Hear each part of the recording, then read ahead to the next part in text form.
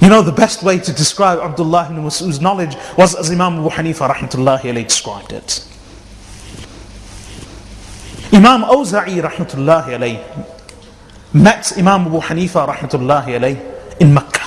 Imam Awza'i was the Imam of the people of Sham. He was from Beirut originally. Imagine Imam Awza'i being from Beirut, Beirut being Beirut. So Imam Awza'i rahmatullahi alayhi was the Imam of Sham. He met Imam Abu Hanifa in Darul Hannatin, a place in Mecca. So when he met Imam Abu Hanifa rahmatullahi alayhi, he said to him, "Ma lakum ya ahl al-Iraq, la tarfa'una aydikum fi as-salah." He said to Abu Hanifa rahmatullahi alayhi, he said, "Oh Abu Hanifa, what is it with you people of Iraq that you do not raise your hands in salah?" Famous point of difference. The people of Sham, Imam Awza'i was of the opinion that you should raise your hands before the ruku' and after the ruku' in salah.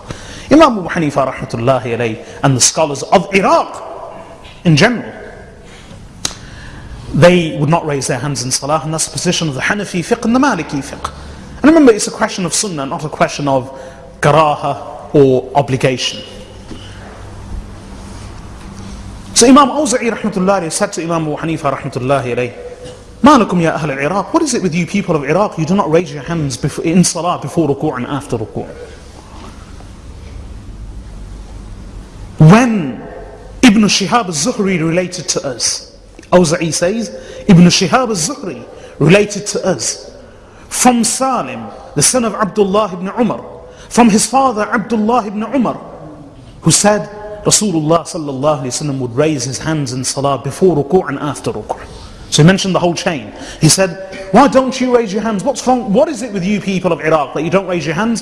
When Ibn Shihab al-Zuhri related to us from Salim, from his father Abdullah ibn Umar, who says the Prophet sallallahu alayhi wa sallam would raise his hands in salah before ruku' and after ruku'.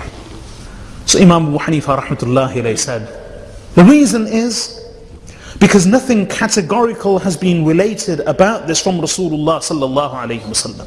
In fact, he said that first. Ibn Shihab al-Zuhri said, Awza'i said, "Why don't you raise your hands?" Imam Abu Hanifa said, because nothing categorical has been related to us from Rasulullah sallallahu alayhi wa sallam. And what he meant by categorical is nothing absolute without qualification or without contradicting evidence that would make it obligatory. So Awza'i said, "What do you mean nothing categorical has been related?" When Ibn Shihab al-Zuhri related to us from Salim, from Abdullah ibn Umar, that the Prophet ﷺ raised his hands in salah before ruku' and after ruku'. So Imam Abu Hanifa rahmatullahi said, and Hammad ibn Abi Sulaiman related to us from Ibrahim al-Nakha'i, from Alqamah, from Abdullah ibn Mas'ud radiyallahu anhu, that the Prophet ﷺ would raise his hands in the beginning of salah and would not raise them again. And this chain of narration, Imam Nasa'i, the ulama have a saying, they call them Salasil al-Dhahab, meaning chains of narration that are gold. Golden chains of narration in hadith. Some ulama say, golden chain of narration in this hadith is Malik, relating from Nafi', relating from Abdullah ibn Umar, from Rasulullah sallallahu alayhi wa sallam. Others say other narrations. Imam Nasa'i rahmatullahi alayhi, the famous scholar of hadith, he says the golden chain of narration, the best chain of narration in hadith, the best chain of narration is Ibrahim al-Nakha'i, relating from Alqamah, relating from Abdullah ibn Mas'ud. In any case, Imam Abu Hanifa related this hadith and chain of narration. So Awza'i said, "Oh Abu Hanifa, I relate to you from Ibn Shihab al-Zuhri, from Salim, from Abdullah ibn Umar, and you relate to me from Hammad, from Ibrahim al-Nakha'i, from Alqamah, from Abdullah." Meaning, how can you compare the two? So Imam Abu Hanifa rahmatullah alayhi said, as far as Hammad is concerned, Hammad was a greater faqih than Ibn Shihab al-Zuhri. He was a greater jurist than Ibn Shihab al-Zuhri, the first narrator. He matched him with the first narrator. Then Imam Abu Hanifa said, as far as Ibrahim al-Nakha'i is concerned, Ibrahim al-Nakha'i was a greater faqih and jurist than Salim, the son of Abdullah ibn Umar. And as far as Alqamah is concerned, and look at the words of respect of Imam Abu Hanifa rahmatullahi alayhi, he said, as far as Alqamah is concerned, even though Abdullah ibn Umar has the greater virtue for being a companion of Rasulullah sallallahu alaihi wasallam, Alqamah was no less a faqih and no less a jurist than him. The words of respect.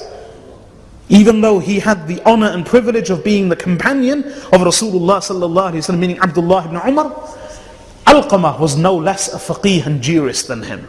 So Imam Abu Hanifa proved that these three were greater jurists or equal jurists than the other three that Awza'i had mentioned. But then there is one person that remains. Imam Abu Hanifa matched Ibn Shihab al-Zuhri with Hammad ibn Abi Sulaiman. And then the narrator above him, he matched Salim, the son of Abdullah ibn Umar, with Ibrahim al-Nakha'i. And he matched Abdullah ibn Umar with Alqamah, the student of Abdullah ibn Mas'ud. And then there remains one person, Abdullah ibn Mas'ud radiyallahu anhu. How did Imam Abu Hanifa describe him? And this is why I say, this is the only way to describe him, Abdullah ibn Mas'ud.